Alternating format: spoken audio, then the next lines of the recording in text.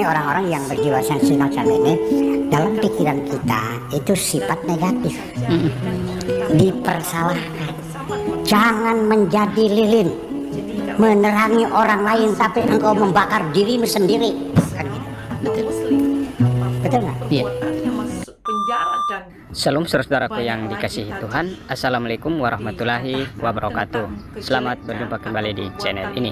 Bagaimana kabar saudaraku semua? Saya berdoa semoga saudaraku yang menyaksikan video ini dalam keadaan sehat-sehat saja. Amin.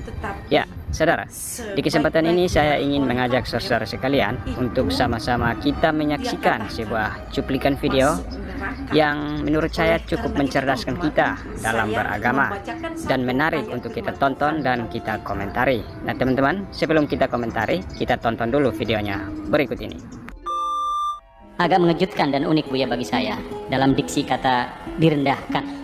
Di halaman 4 kalau nggak salah, di sini Buya menjelaskan bahwa orang direndahkan ketika dia melakukan hal yang negatif. Tapi kemudian di sini Buya menuliskan begini: semakin besar perhatianmu kepada teman-teman yang engkau cintai, mereka menduga engkau sangat membutuhkan mereka, akhirnya engkau direndahkan.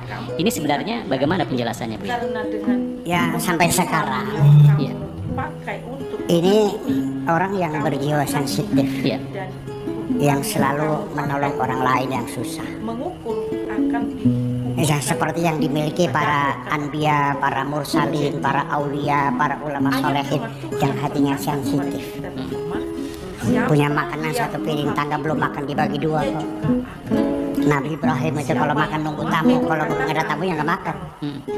Karena dia tidak mau makan sendirian, ingin berbagi dengan orang lain. Ini orang-orang yang berjiwa sensitif macam ini, dalam pikiran kita itu sifat negatif, dipersalahkan.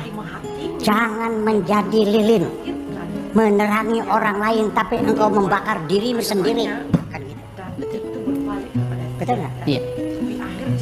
Apa yang kita nikmati sekarang, punya negara Indonesia, negara persatuan kesatuan Republik Indonesia, merdeka, berdaulat, dihargai, dihormati orang. Kita punya rumah besar namanya negara Republik Indonesia. Ini adalah kebaikan mereka, orang yang berkorban untuk orang lain.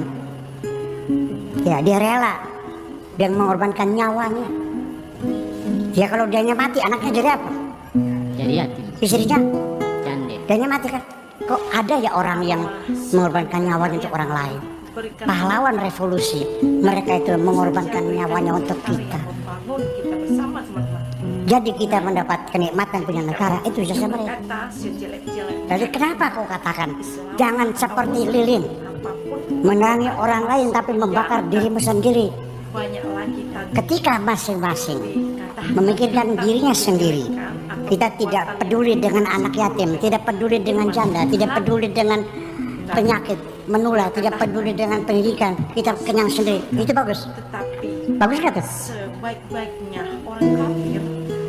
Ada anak lapar bilang aja, anak bukan atau bukan, masa boleh gue makan aja. Itu bagus betul. Jadi maunya apa Anda nih? Nggak jelas. Bukannya orang yang jiwanya kayak lilin kita sanjung, malah dianggapnya negatif kan gitu. Ini kan aneh. Ya itulah makanya orang-orang yang sensitif semacam itu adalah orang yang paling banyak menyakiti dirinya sendiri. Ya, sampai kadang-kadang uang dikasih semua, udah kamu aja semuanya, sama udah biasa kenyang kok, udah makan semuanya, biar dia menanggung lapar, biar orang lainnya ya kenyang. Dia silakan, banyak kali di masyarakat kita juga. Ya, ini contoh ini. Ini pondok kita jalan masuk dulu tuh, kita kan punya kiho, Ya. kiho, non muslim kan, dia kasih jalan kok, pakai mangga silakan. Kasih 2 meter sampai dengan. Tapi sekarang udah terbeli semua. Tapi kan dulu kan itu kan kebaikan. Malah saya teman sendiri yang pintar ngaji, yang bisa baca kitab kuning. Malah ngalang-ngalangin kok. Dan apa?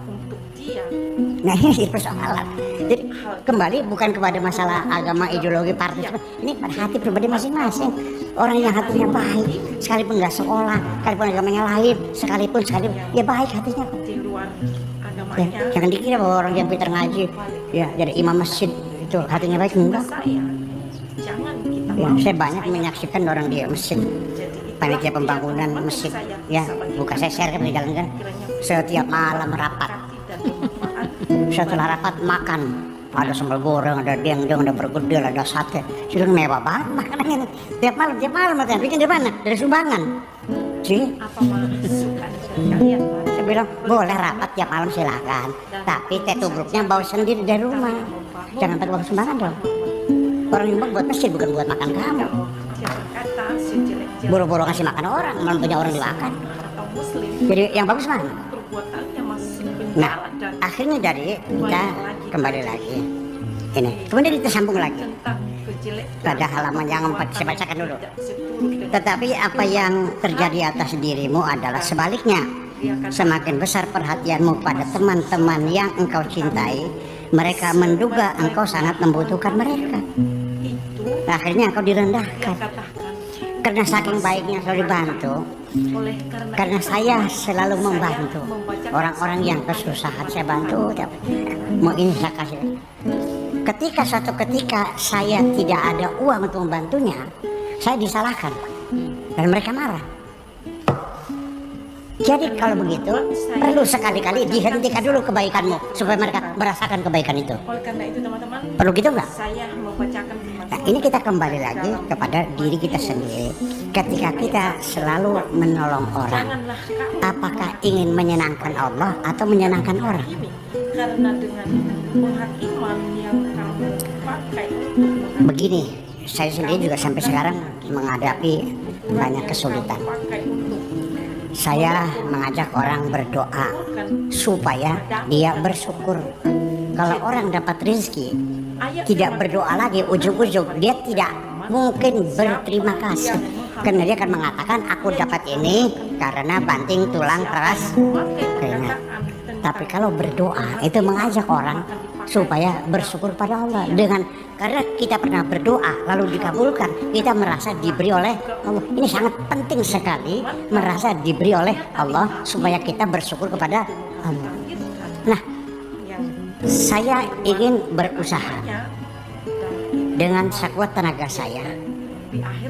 Ketika saya membantu siapapun, saya mendorong orang itu untuk bersyukur kepada Allah, bukan kepada diriku. Bener saya?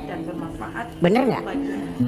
Tetapi ketika saya katakan, Pak, ini bawa beras, bawa ayam, bawa amplop, syukuran, bersyukurlah kepada Allah, bukan kepada saya.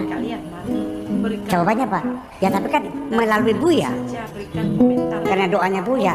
Allah mengabul mah tanpa doa saya juga ngabul aja kok. Jadi ternyata tidak mudah mengajak orang bersyukur kepada Allah itu. Nah, apalagi kalau kitanya sendiri yang berbuat baik, memang kita punya jiwa pengkhianat, mengkhianati Allah.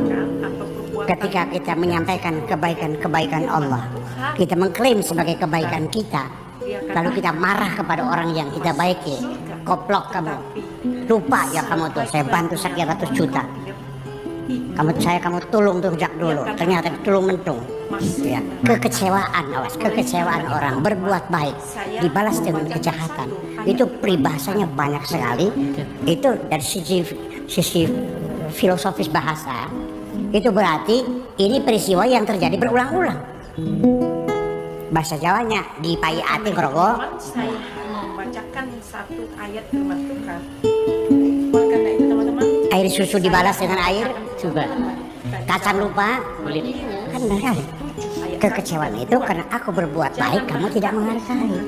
supaya kamu tidak Kalau Anda masih punya perasaan seperti itu, mengharapkan imbalan dari orang yang kau baiki, apakah imbalan berupa penghargaan, penghormatan, pengakuan, sanjungan, dan sebagainya, saya pastikan engkau berbuat bukan untuk Allah, tapi untuk dirimu sendiri. Silakan minta ganjaran kepada dirimu sendiri.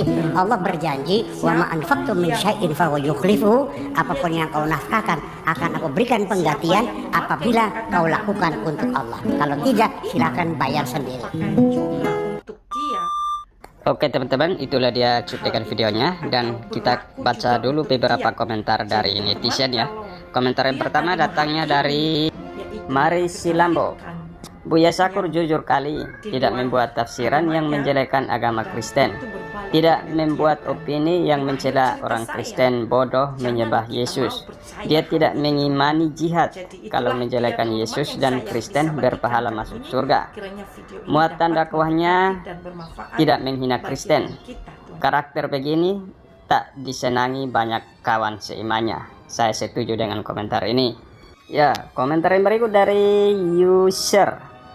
Kalau Indonesia itu para ustadz pandangannya kayak Ustadz Buya Sakur, Gus Dur, dan yang moderat Islamnya, Indonesia akan damai. Yang suka bocor mulutnya, yang Islam katron, yang gak punya malu dan merasa dirinya paling suci, merasa bisa masuk surga. Waduh. Ya, komentar yang berikut dari Hirwan 5379. Saya yakin Gus Baha pun gak suka lihat komen yang seperti ini. Setiap orang ada baiknya, karena itu ambil baiknya, buang yang kita anggap tidak baik. Jangan sampai hati kita tertutup untuk menerima kebaikan dari siapapun. Mantap komentar ini. Ya, komentar yang berikut dari Solihin Wahyudin. Terima kasih Buya, begitu luhur dan mumpuni ilmumu. Sehat selalu Buya, panjang umur, dirahmati alam SWT. Amin. Oke teman-teman, sampai di sini saja ya kita baca komentarnya dan bagaimana tanggapan saudara semua setelah melihat tayangan ini. Silahkan tulis tanggapan kalian di kolom komentar. Terima kasih teman-teman sudah menyaksikan video ini sampai selesai. Kiranya video ini bermanfaat bagi kita semua dalam beragama. Terima kasih. Shalom.